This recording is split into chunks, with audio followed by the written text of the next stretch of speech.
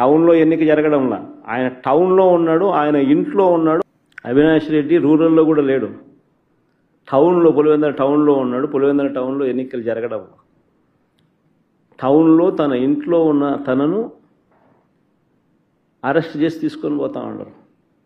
నేను అడుగుతా ఉన్నా ఇదే చంద్రబాబు నాయుడు, అయ్యా చంద్రబాబు, నీకు ప్రజలు ఓటేస్తారని నమ్మకం ఉన్నప్పుడు, నువ్వు నిజంగానే మంచి చేశావు అని చెప్పి నిజంగా నువ్వు అనుకుంటే ఎందుకు ఇవన్నీ చేయాలా?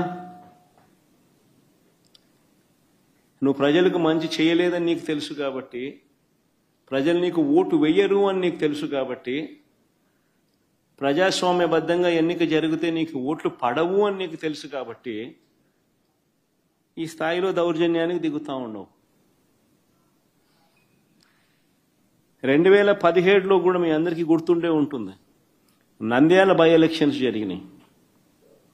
కరెక్ట్గా 2019 జనరల్ ఎలక్షన్స్కు 1.5 year ముందు, నా పాదయాత్ర స్టార్ట్ కాకమునుపు నంద్యాల బై ఎలక్షన్స్ జరిగినాయి. అప్పుడు కూడా ఇదే మాదిరిగానే నంద్యాల బై ఎలక్షన్స్ కూడా మైక్రో మేనేజ్మెంట్ చేసినారు.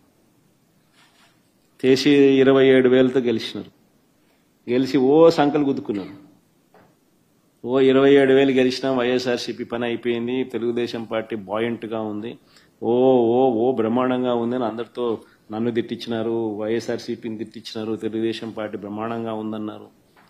కరెక్ట్గా 1.5 year తర్వాత అదే నంద్యాలలోనే 35,000తో గెలిచినాం వైఎస్ఆర్సీపీ. రాష్ట్ర వ్యాప్తంగా కూడా చంద్రబాబు నాయుడు భూస్థాపితం చేసినారు ప్రజలంతా.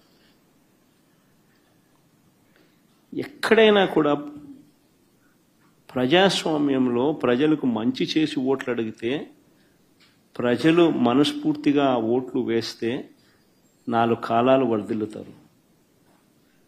యాదిరిగా దౌర్జన్యాలు చేస్తే ఆ దౌర్జన్యాలంతా కూడా టెంపరీగా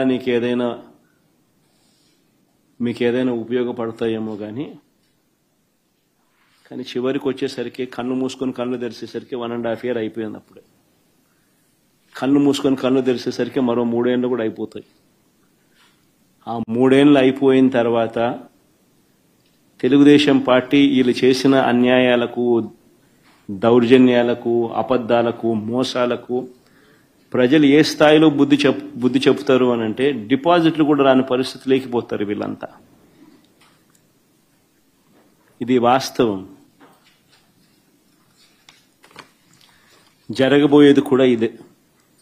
నేను గట్టిగా డిమాండ్ చేస్తా ఉన్నా, ఇదే పెద్ద మనిషి చంద్రబాబు నాయుడు గారిని డిమాండ్ చేస్తా ఉన్నా, కొద్దో గొప్ప ప్రజాస్వామ్యాన్ని ఎవరైనా కూడా గౌరవించే వాళ్ళు ఎవరైనా ఇంకా వ్యవస్థల్లో ఇంకా